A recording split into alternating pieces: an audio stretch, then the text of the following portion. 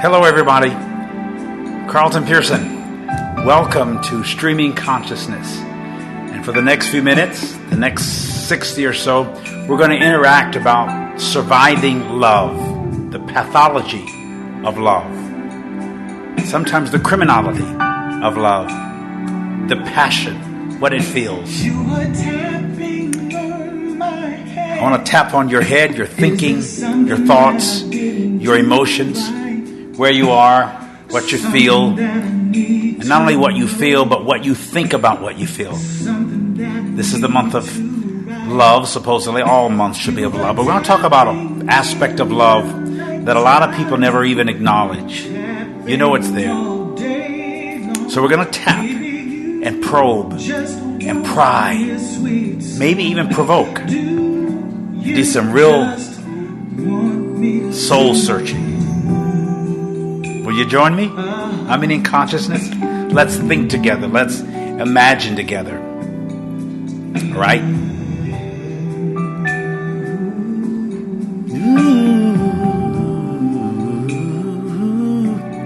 Hear it. You were tapping on my heart. Yeah, yeah. Tell me, what is the plan? What's the plan to life, to love, to existence?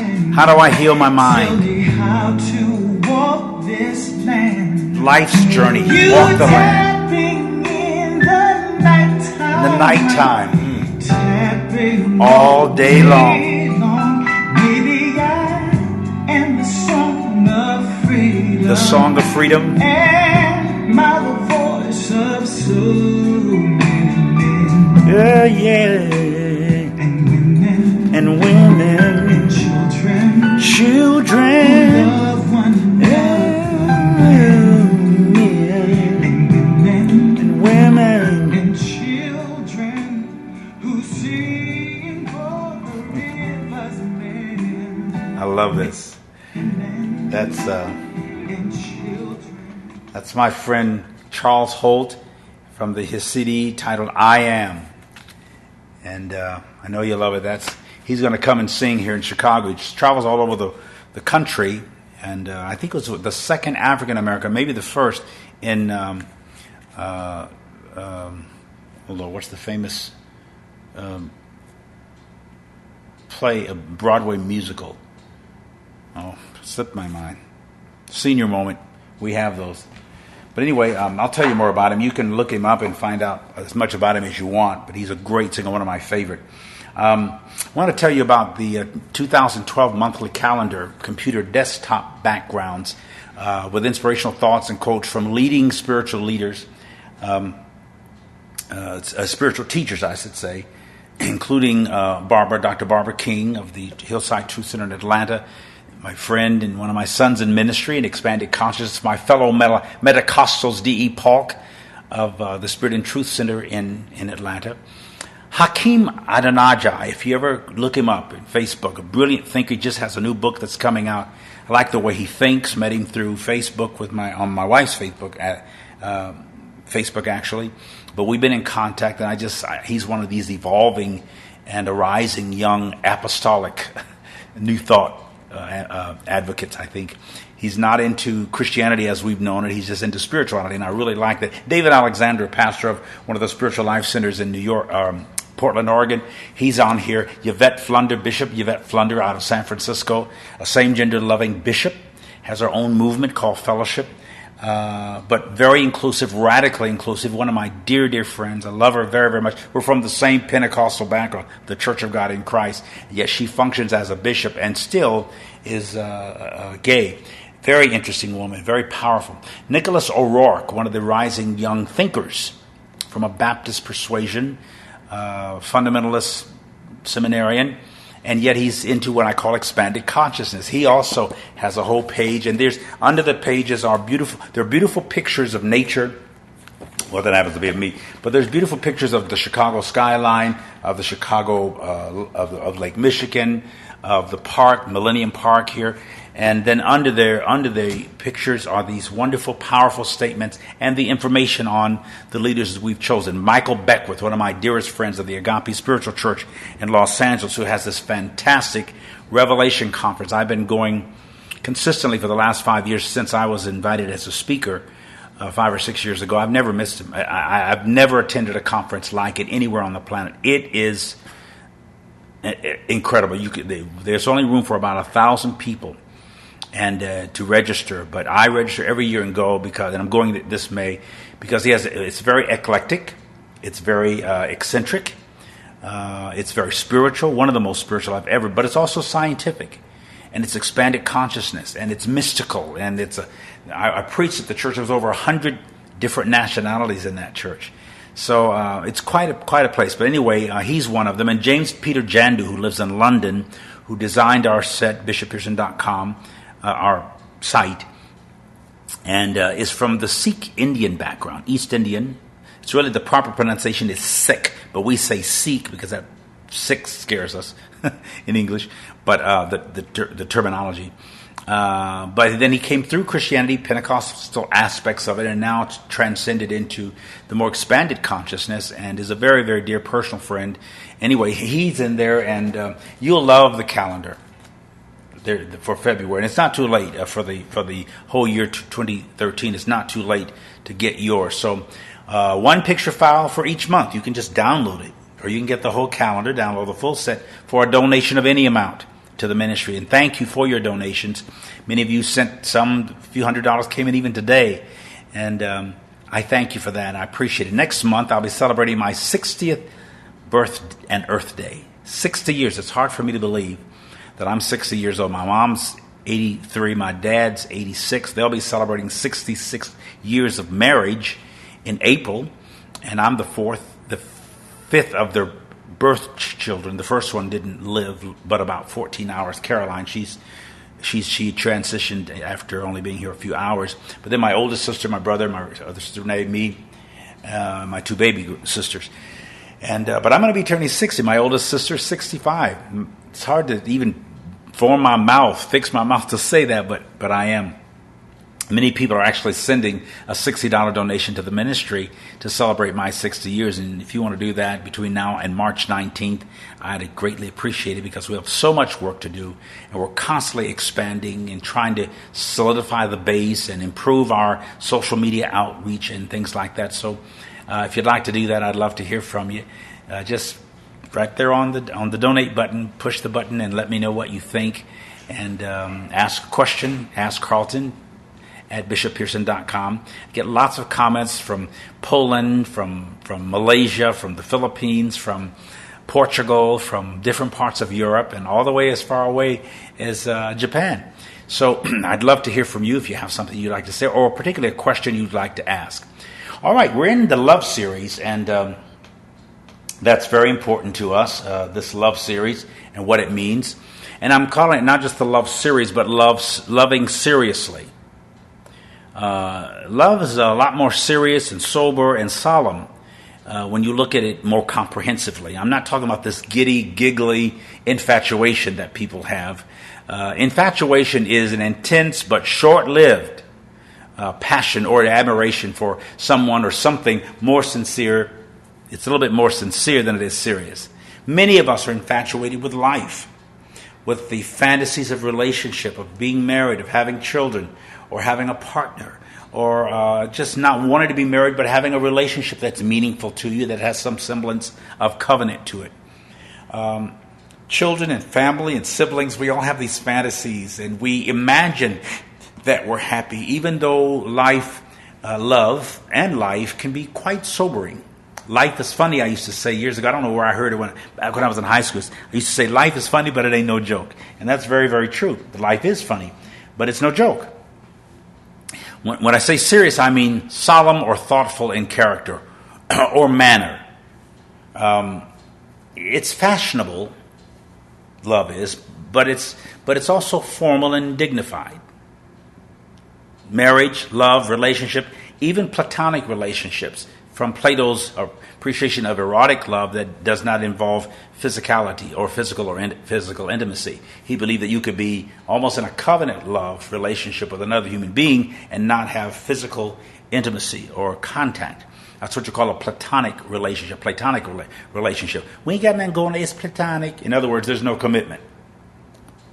It's a way of looking at things. Rarely if it's a relationship that's meaningful, there is an automatic commitment to it. But we don't like to verbalize those commitments because that's costly, that's engaging. There's a sense of entitlement when you say commitment or covenant. To just say relationship or friendship, especially when we use the prefix or the adjective platonic, there's no commitment here. I can date the same person for years and there's no commitment. There's no entitlement. A lot of people are frustrated with that. Men tend to engage in those kinds of relationships more frequently and readily than women. Males can have a long, fairly intimate relationship and not make a commitment or covenant to marriage.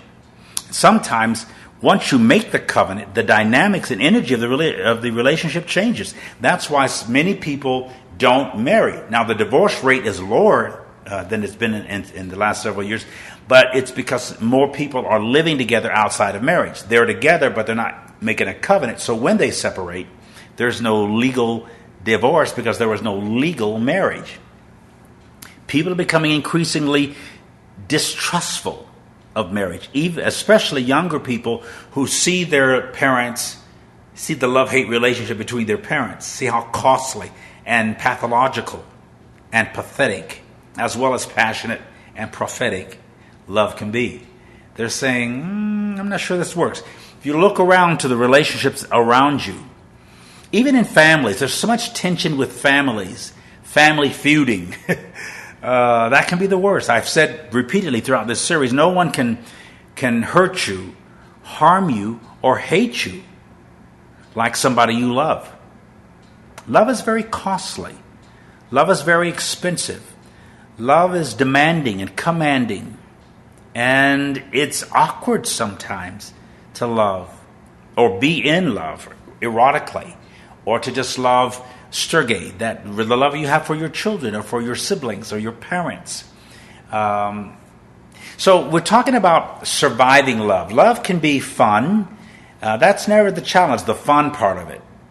The fantastic or fanatical, if you will, the fantasies about love. But when love starts to hurt or hamper you, when love starts draining or even drowning you, you must remember then the high cost of commitment to survive love or surviving love. And love that survives. Survive doesn't always mean to thrive, and that's great. That's an ultimate goal. But to survive means to continue to live or exist healthily and wholesomely, especially in spite of danger or hardship. Now, we want to get beyond surviving love, but most folk don't even know that. And because when we do the marriage ceremony, we say we don't want you to enter this commitment ill-advisedly, without advice. Remember that it's not just flower beds of ease. You know, the little house, the white picket fence, and a bunch of little kids running around, and a dog and a cat and a fish pond or a fish bowl. No, it's very solemn. The marriage itself is celebrating. The wedding is. But the marriage is solemn, very thoughtful, very thought-provoking. Sometimes a lot of anxiety, a lot of tension. So, I'm not sure that love ever really or fully dies because it's both genetic and generic. You don't learn to love. You learn to hate. You come here loving with a propensity and a capacity and a knack for love. Love is very natural. Everybody loves. Or you need to learn to love. No, you don't need to learn to love. You might need to learn how to love because there's various ways that love expresses itself. Not just learn to love. We all know to love. We automatically do it. We love even if a baby is born and a monkey takes care of it. You've heard these stories. Or is born left in the woods and maybe some wolves or something. You've heard these stories of a child that's raised around wolves or around monkeys or primates. It takes on their nature or animals that are raised by humans, they're still always going to be animals, but they'll take on certain traits. They even seem to understand the language, even though it's a puppy and it barks. When it's all it's ever heard is you talking, it learns how to communicate with you. It understands what you're saying. The animal does. These are things we take on, and the trust and the love is very automatic. We can learn over time. You're a puppy or a pigeon or a peacock or a primate, and you're not supposed to communicate with humans. You're supposed to fight us and attack us or be unlike us. Then you can teach somebody or something to withdraw from you. We do that in our relationships. So love can run out of steam. It can run out of energy. It can be misdirected or directed elsewhere. But it still exists, if only painfully, as a sore or as an injured emotion. Love takes on all kinds of personalities. It can be weak or weakened, or even wicked. The word wicked comes from the term wicker, from trunks to twigs. Wicker is twigs. It comes from a Scandinavian origin and a Swedish vicker or willow related to vika, which means to bend and be able to twist. Wicker furniture is twigs, not trunks, but twigs of a tree that can bend and be twisted into furniture.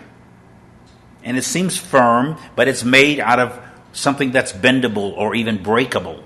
So twigs typically for willow, and they're plaited or woven to make items such as furniture. Wickedness, weakness, bendableness, breakableness, twist. Love is that way. It has to twist and sometimes writhe or wind around or twist and turn to become and stay attached. It can be like a rope. It can be binding. Why am I saying this? I'm not trying to discredit love.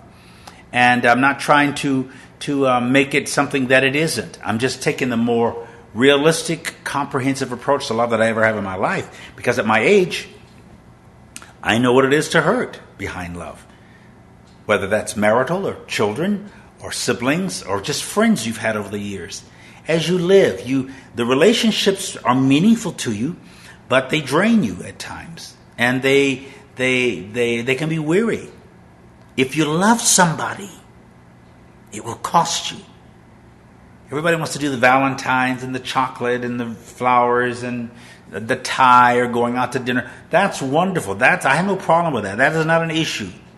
It's when that love becomes a drain and a draw on you that you come to us for counseling or for coaching. And I've sat with hundreds of, you can imagine after 35 years of pastoring, how many couples I've sat with.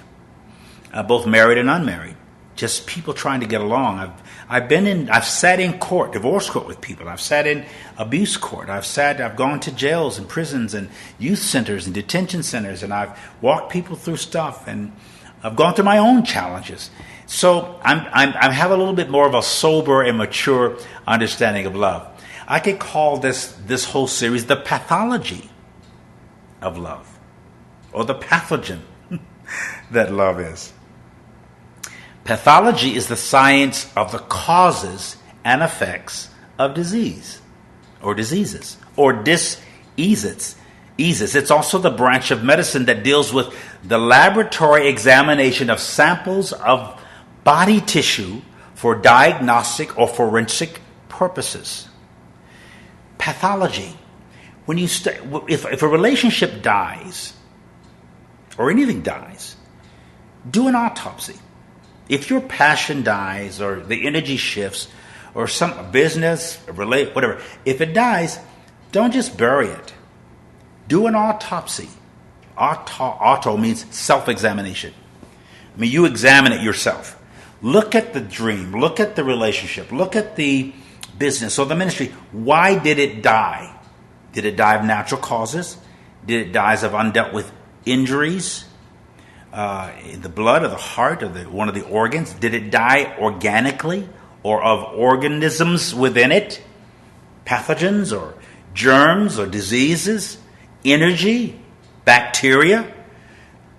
life can be bacterial, Germanic, germs. There's good bacteria, there's bad bacteria, so they say. The scientists tell us in our body, and both of them have their places. You have bodies and antibodies, and there are antigens in your system that deal with disease or disease or the wrong kind of invasive intrusion into your wholeness. Love is the same way. So when you deal with the body tissue for diagnostic or forensic purposes, forensics is the application and techniques into or to the investigation of a crime. Love can sometimes be criminal, and you have to investigate the crime of love.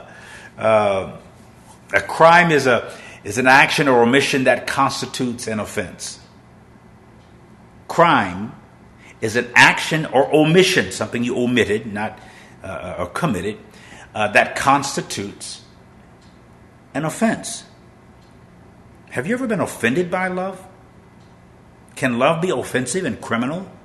Does it need diagnostic, forensic examinations? Yes, that's what we're doing this month. And I think if we look at love differently as a disease or disease, love is patient or apatient. I'll get into that. I touched on it last week. Scripture says love is patient. I say love is apatient. It needs health care. You can be diseased by love or diseased by love. There's a lot of tension when you're in love. I was talking to a young man today who is one of 3 children born to a lady who was sexually abused by her father up to the age 15. She's now into her 60s. And she's sick. She's ill. Emotionally, psychologically, physically. This kid has been, through love somehow, abused, not sexually, but psychologically, since he was 10 years old from a highly, a high maintenance mom, a mother that leaned on him and needed him and still does. And we talked about it today. He just happened to share with me. It was a very interesting conversation because he says he loves her, but his love is very painful. It's pathological. It's pathetic. It's miserable. But it's still there. Like, for instance, we talked about him making a trip. It's about an hour's trip to take his mother to the doctor. It would take 4 or 5 hours out of his day to do that. And he didn't want to do it. But he did it. Supposedly out of love. It wasn't really just love for his mother, and I believe we all love our mothers. It's habitual. It's impossible not to. It can be painful, but it's impossible not to. And that's the part of the love I'm talking about. He goes to take her to the doctor and takes that chunk out of his day, not just because he loves her, but he cannot stand the pain or the guilt or the sense of criminality of not doing that. There's a lot of things we do for people out of pain to avoid pain. And we call it love. I was walking down the street here in Chicago a couple of days ago, and my son dropped me off at a place. I had the wrong address, and I needed to walk, and it was really, really cold and windy that day, and I needed to walk about 3 blocks. Well, that's something very common in Chicago, but I don't do it that often, not when it's cold. And I don't do it that often when it's warm. But he was gone, and by the time I called him, he was 3 or 4 blocks away. When I realized I was in the wrong place, got back downstairs to the street. So I had to walk, and I was walking quite briskly. And very often when I'm walking, somebody will recognize me, and they want to talk or speak, or they don't always know who I am. My face evidently looks familiar, either from a picture hanging in the post office, or maybe they saw me on television or something, but they often stop. So anyway, I'm walking down the street. It's cold. It's windy. And I see a young man, a brother, and he has a young African-American. He looked like he might have been in his 20s. And I saw him shaking his arms so that his sleeve would hang down below his fingers and cover his hands. Well, I had gloves. And I learned a long time ago, you don't give a beggar gloves, especially if it's leather with fur in the center. They would wear them, but they can't wear them and beg, because if you have a nice pair of leather gloves, the kind I had with the fur inside, and that person is begging, people look at the gloves and look at the fur and say, this guy doesn't really need this. I'm not going to give him anything. He's just lazy. Look at his shoes. So they have to look bad, dress bad. Some of them kind of limp or lean to the left or right so they can look needy and look in trouble, because all of it has psychological effect. Anyway, I heard the young man say as I passed him, a little change for some hot chocolate. Well, I was so cold. It was cold out there. I really wanted to ride with my lazy self. And I'm running down the street in the cold, trying to find the place. Wasn't sure exactly where it was. Cell phone ready to call because I was running to a car rental place because our car's being repaired. Anyway, I rushed right past the young man, and I heard him say that. And those words haunted me. I crossed the street, was about to cross again, and I was overcome with sympathy, compassion, and personal pain. So I whirled around and I rushed back across the street, ran my hands in the pocket, and pulled out $4, 4 or 5 $1 bills, and handed it to him. And he said, "Thank you, brother. God bless you." Of course, they always say that. I was like, "Geez, you're saying God bless me? God just blessed you through me, yes, but evidently he has faith." I remember the scripture that says, David says, "I once was young and now I'm old. I've never seen the righteous forsaken, nor its seed begging bread." That person just said, "God bless you," as if he had faith in God and possibly Jesus. And he's begging. And I'm being used by God and or the universe to help fulfill a need in his life. Used to be, I'd want to say, "God bless you, brother. Jesus loves you." Well, he already knows that. He says it to me. "God's going to bless you." I've actually had him to say, "God's going to bless you, brother. Thank you, brother." In fact, this guy yesterday said, "Hey, do you play, brother? Are you an entertainer?" And I said, well, he said, "Do you play?" And I said, "No, I don't." And I kept rushing. I didn't want to get engaged in the conversation. I was late for an appointment. I was cold. And I didn't want him to know who I was. A lot of emotions in that gift. Now, I did love a stranger and cared for a stranger.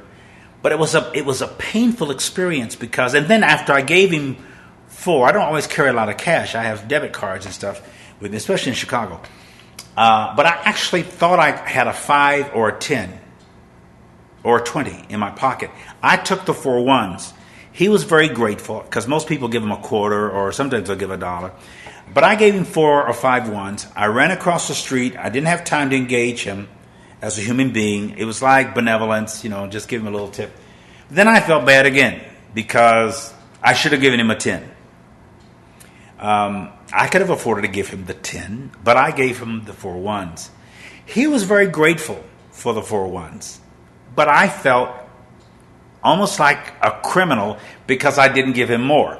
Now, what was that? Was that love, compassion, or was it about me?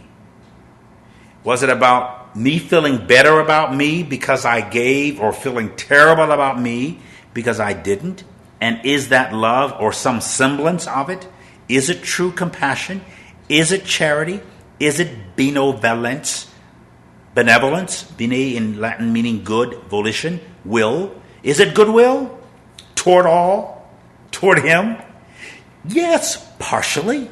I really felt the brother, especially when I saw him shake his arms and hands to get his sleeves, his dirty sleeves, stretched beyond a limit almost, to cover his cold, ashy fingers, because I saw them. I studied his fingernails and his fingers, and when he reached out his hand, and I put the money in it, and I looked him in the face. But I like to make eye contact and really connect with the person that I'm giving to. But I don't always have time, or I don't always take time or make time to do that. So even in my giving, there's this sense of it ain't enough. It wasn't enough. So I said to the young man who was talking about going to do that for his mother, and he was saying, I really didn't want to go. I didn't feel like going. It was 4 hours out of my day. My mother has used me for years and years and abused me and hurt me and said things and makes me feel guilty. And I said, but was there even a little tiny bit of goodwill? Did you feel good about yourself even slightly for going? 10% out of 100%? 90% didn't want to go, but 10% was gratifying to you? He said, yes. Now you ask yourself, when you're changing a diaper, feeding a baby, running a sandwich to my daughter, sometime will leave her lunch. I'll get in the car, run it to school. There's a good feeling about that, but it's an imposition only because I have to stop doing something that is important, but not equal as important because it's my daughter. I want her to have her lunch. Or she calls back and says, Dad, would you go get this folder or this piece of paper? Or I left that. Or my wife says that. Or somebody wants me to do something that kind of invades my day, interrupts my flow, and becomes part of the flow. I do it. Now, because my love for my daughter and my wife and my son, or my parents or my siblings, all of them are beautiful to me. And I do maybe more than I should, but I always feel like I do less than I should. And it hurts me when I'm not doing more. That's a little pathological. When you hear the story that God so loved the world that he gave his only begotten son and all this, and you have Calvary in Christian theology, and the blood and the suffering and the beating and the being spat in the face and hit with clubs or with fists, it's not a pretty picture. And God so loved, God so pained, God was so passionate and patient, or it was so painful for God, according to this document that we call Scripture. It was so painful for God to not have us till he would send his own son to save us. That's Christianity. You find that in other religions. Somebody sacrifices. Somebody becomes the victor, or the victim, I should say, for others. And they're the martyr. And so they're celebrated because they hurt or went through hell for everybody else. This is all the story of love. You know, we talked about participation, which is the action or effort of taking part in something, or becoming part or parcel of something, even someone. Participation is like what the psychology they call mirroring neurons or mirroring responses. My friend talked about that today. You could see somebody laugh and you don't even know what they're laughing. You didn't hear the joke, but you hear them laughing, and that energy makes you laugh. I hear people laughing. I didn't hear the joke. I have no clue what they're laughing at. But when you hear somebody just really giggling, you start giggling. Or you can see somebody yawn, and you're not even sleepy. But you see them yawn, and you participate in their yawningness or their weariness. You hear somebody crying, or see it on television. Even in acting, it's just an act. It's just a play or a movie. Or a sitcom, or a weekly television, and you start crying, or you feel grief. That's the way life is. Or you see somebody angry, you go to a movie, and you see, I like action stuff. My son likes to go see action, cars falling off, jumping off bridges, and bombs, and all that stuff. I don't know what it is. It's just that I like action, but I feel like I'm doing it. I go into that screen, I escape reality for a bit, and I live in that fantasy world, but I always know I can escape out of it and go back home, regardless of what's happening. If it's a spooky, paranormal, something frightening, it's not real. It seems real for the moment, but something other in your, on the other side of your brain says, it really isn't, and you can escape it. You can get up and leave the theater. You can go back home. Some people want to leave home and go to the theater to escape something, to escape life for a minute. So we often take our cue from the environment or from surrounding people or personalities or personifications, even energy. It's impossible not to be affected by the things around you, but you don't have to be infected by them, and you don't have to be defected by it. You can have a painful, straining relationship at home with your spouse, with your partner, with your children, or on the job, and it will affect you, but it doesn't have to infect you. It doesn't have to defect you.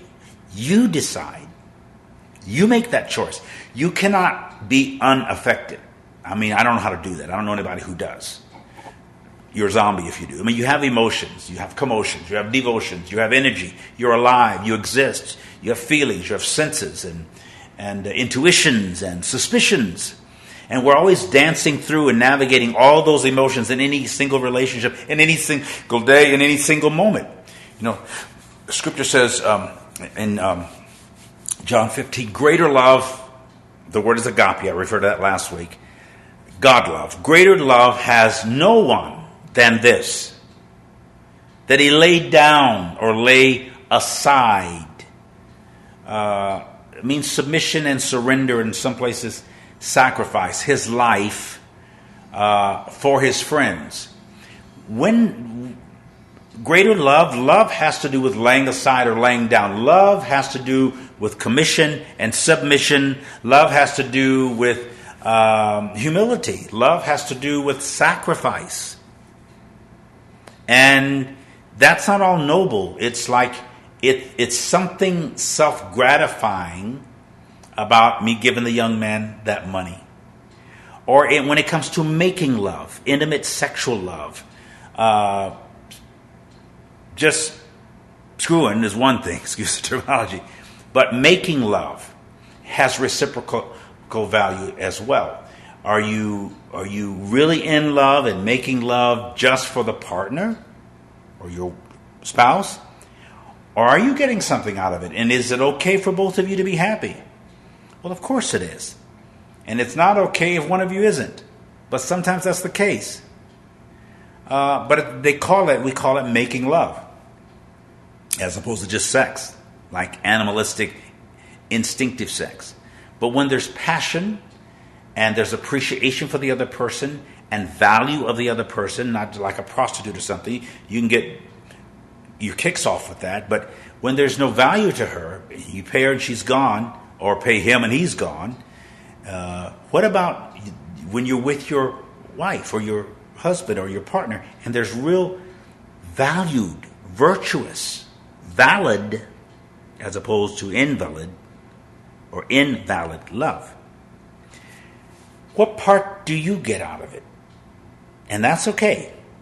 But remember, it's impossible to love without giving. And it's impossible to give without missing the gift or feeling it leave you. It can be a good feeling, but you feel it. You give up time. You take time or make time, even when you feel like you don't have time. You know, if your spouse says, we need more time together, your life is busy, you got so much to do, you should want to be with that person. And maybe you do. But that's not the only thing you want to do. You do a lot of other things. Like I wanted my wife here tonight. She was supposed to be here most of the month of February to do this with me. She did the first one. Hasn't been here since. She's at Landmark where she works. She's involved in seminars and teachings and meetings. And it hurts me that she's not here. It's not harming me. I am affected by it. I'm not infected by it. I'm not defected. I'm not going to be mad when she walks through the door in a little bit. But I wish she could have been here. Now, I'm getting a taste of what she had to go through for many, many years. When she wasn't working, she didn't have outside activity outside the home because our kids were smaller. She was spending her time with the kids at home. I'm in and out. I traveled a lot. I was up to church. I'd leave every morning, going to the church, to my office, there all day, and I come home at 5 or 6. I came home every night when I was in town. Occasionally I had a dinner meeting or something, but usually I went home. But it's like she was there all day. And it was almost like I'm married to her and the ministry was the mistress. I was having an affair with my ministry, with all my staff, every meeting, with my engagements, with my traveling. Or, since I had the ministry first, I was in ministry almost 20 years before I met my wife. So it's like I was married to the ministry and she was the mistress.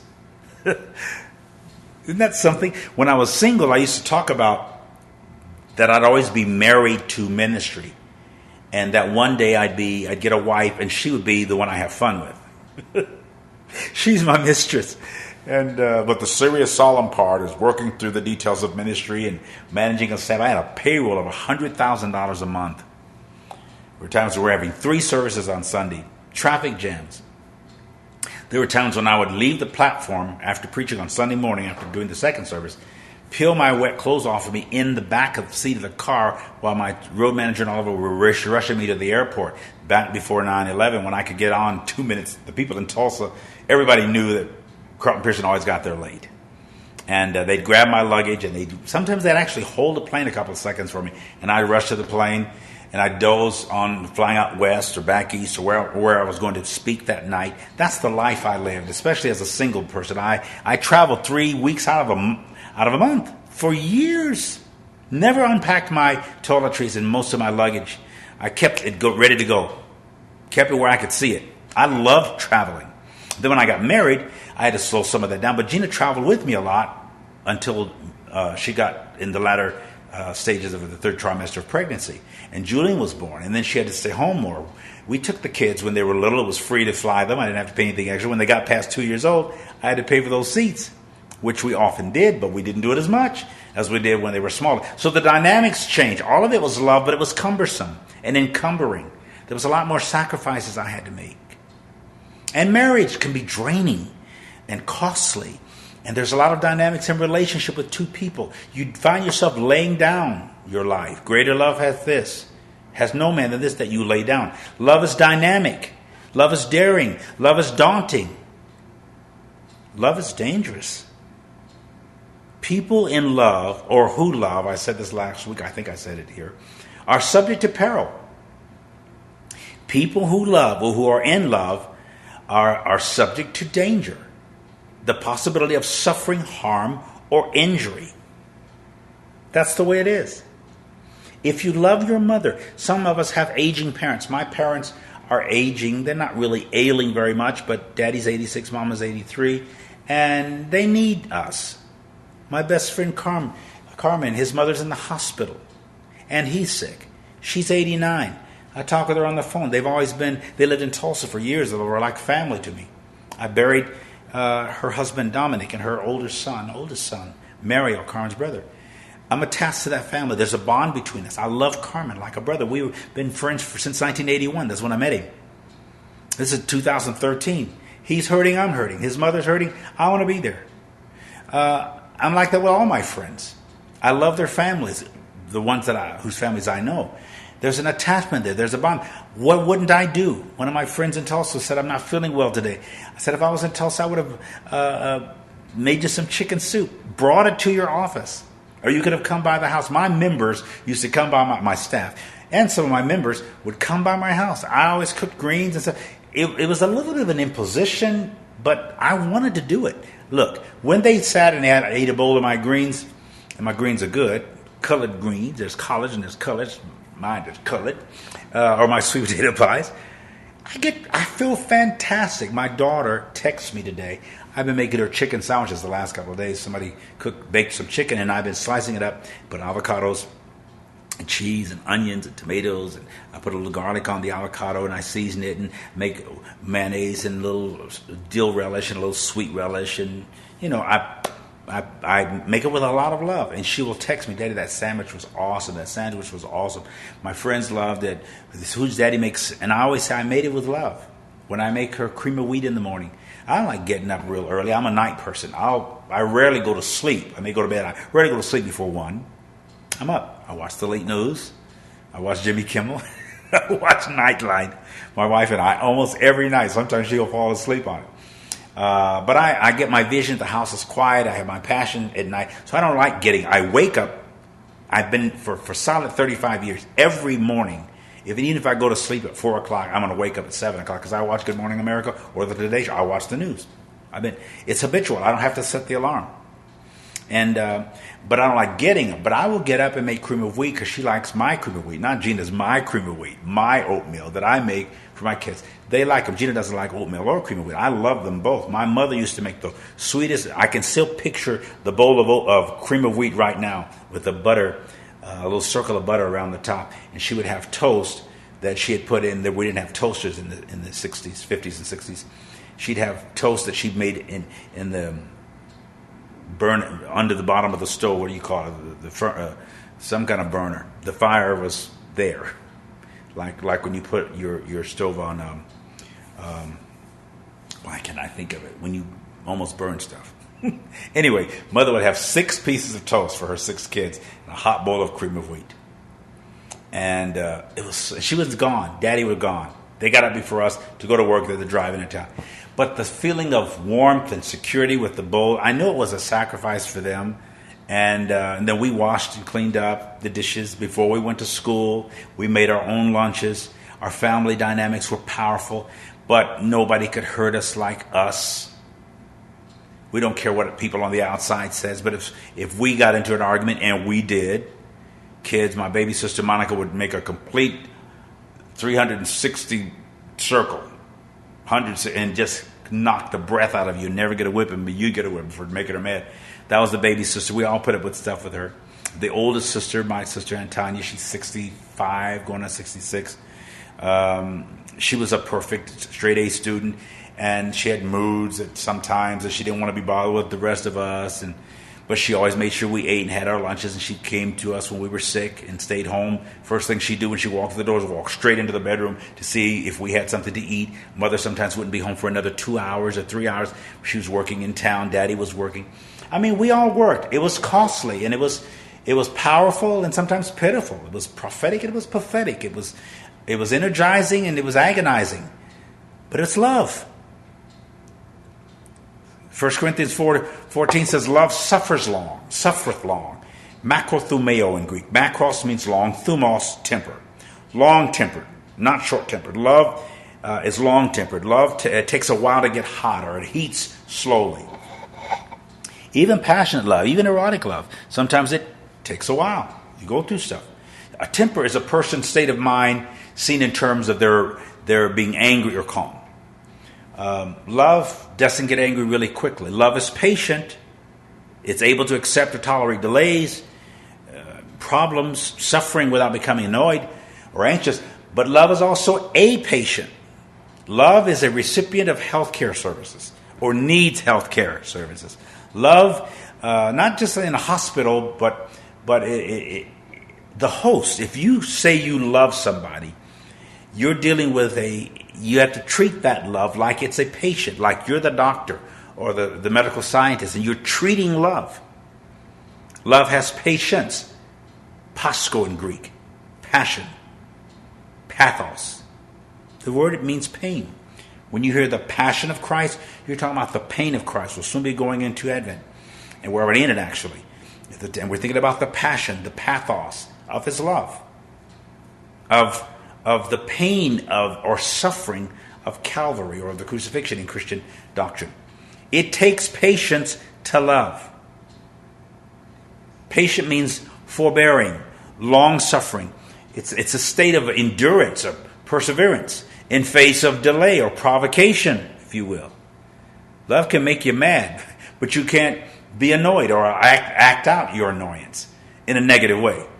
Patient means to exhibit forbearance when under stress or strain, especially when faced with longer-term difficulties, relationships that wear on you.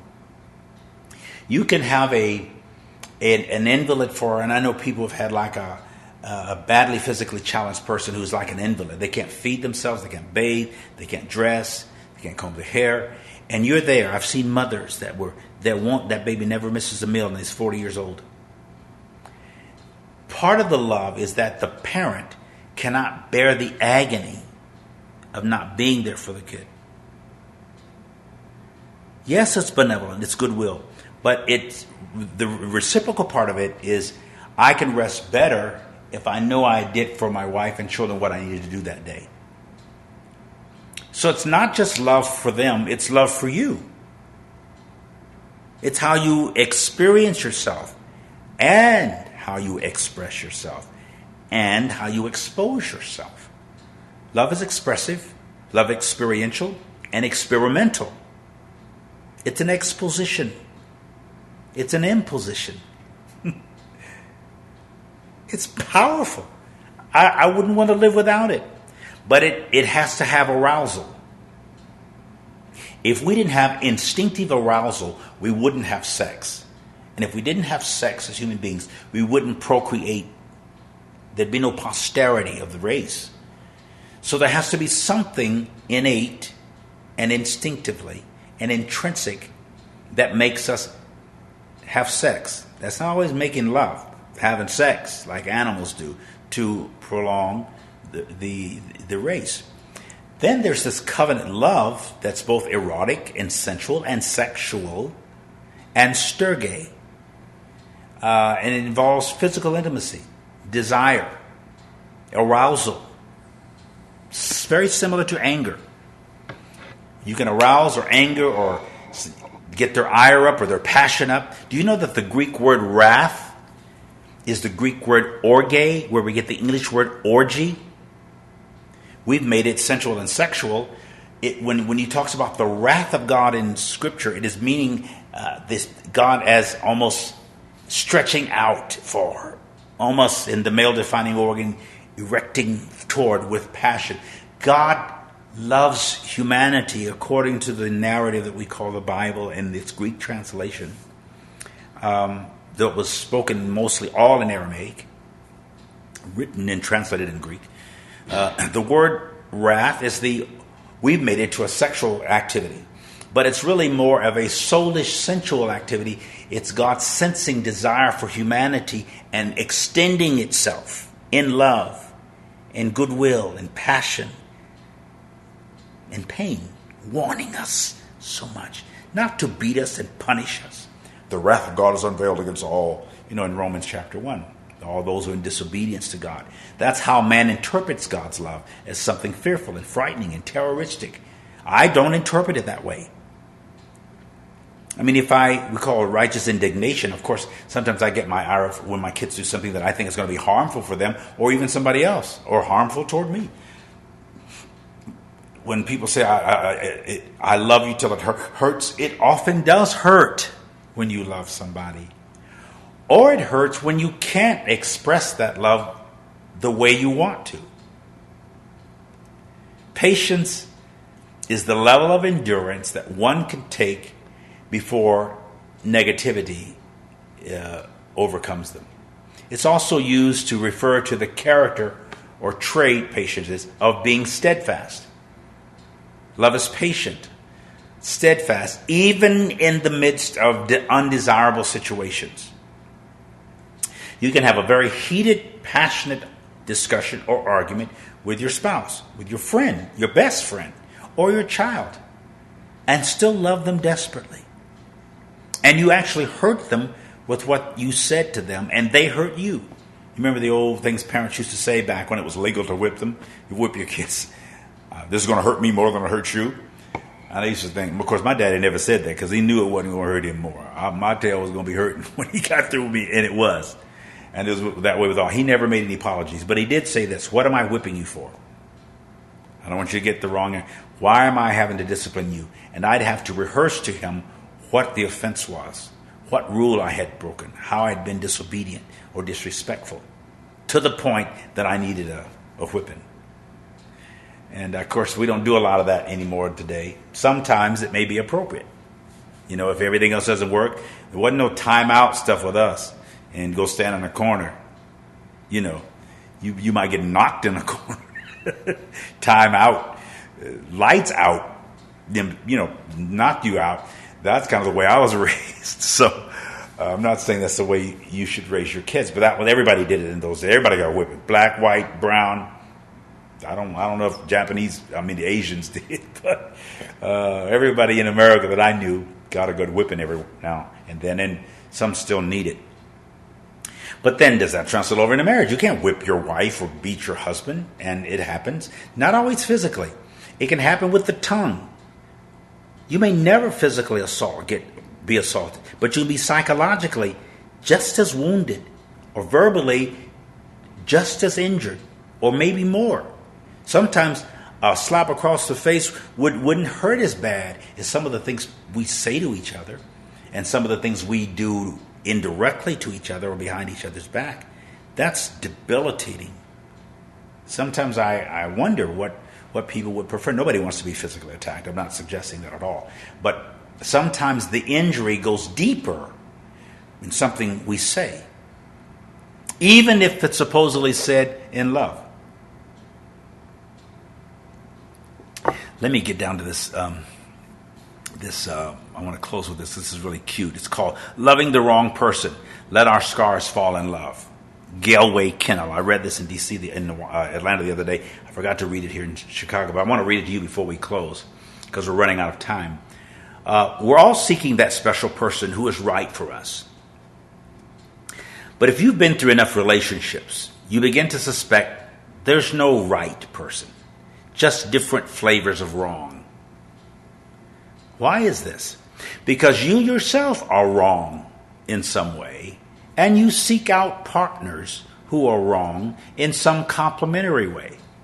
But it takes a lot of living to grow fully into your own wrongness.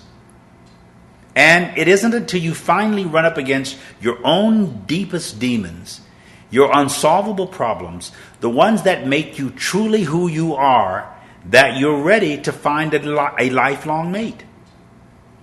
Only then do you really finally know what you're looking for.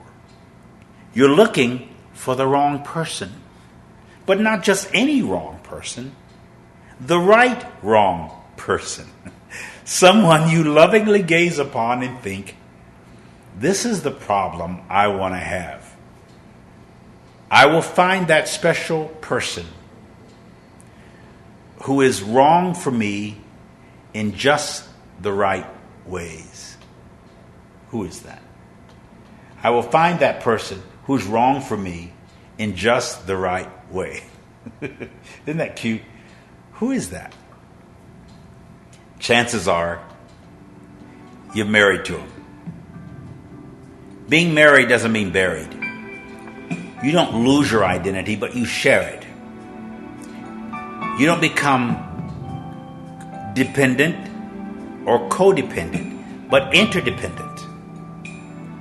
You can be separate without being separated. I need my space. Gina needs hers. Our children need theirs. And we still live in the same house. I love when Jesus says, in my Father's house there are many mansions, many dimensions, many levels, many spaces, paces, and phases, different floors, but the same house. There are many angles. There's different measurements of self and soul and being. Embrace all of them. Even if somebody transitions or dies, they just go to another room, maybe on a different floor, but the same household. Sometimes in your own relationships, you got to change rooms. Give your spouse space. I got upset the other day and just left the house. I need to get out. Yes. And when somebody tries to leave, give them space. Let them walk out if they have to. They're dealing. There's somebody tapping. And then think, what did I do to contribute to the tension of that moment that will make my wife or husband, your partner, your friend, not want to be in your space or not feel welcome in your space? Those are healthy observances and dynamics, and they're important. So many men and women and children who love one another. We love one another, but it's costly, sometimes painful. The right, wrong person, that's you. You're somebody's right, wrong person. And somebody's wrong, right person. Did you hear me? You could be somebody's wrong, right person. Well, that's a whole nother story. Wrap your arms around yourself, and I extend love and faith and positive energy toward you, especially if you're hurting. Hug you. Put your arms around yourself and love you and hold you and celebrate you, love you, forgive you. Will you do that? I know you will. I love you. Let me hear from you this week. I need your support desperately. So go to the donate button and 5, 10, somebody sent $500 the other day. Somebody sent 50. Some people sent recurring $10 every week. I saw one today. Every week, automatically it just comes out of their account. $10. Some give that much a month or 50. But whatever it is, we need you. We're here to minister to you. God love you. God bless you. God keep you. I send you a powerful namaste. The Christ in me, the energy, the Spirit in me acknowledges and salutes the energy that's in you. Good night. See you again next time. God bless you. You attack me in the nighttime.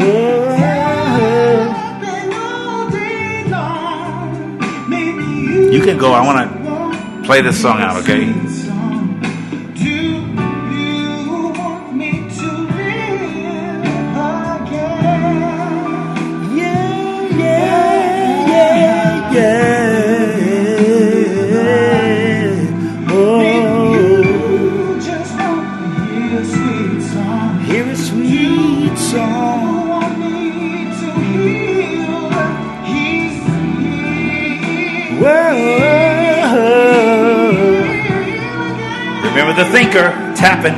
Maybe you just wanna hear a sweet song. Do you want me? Do you want me? Good night.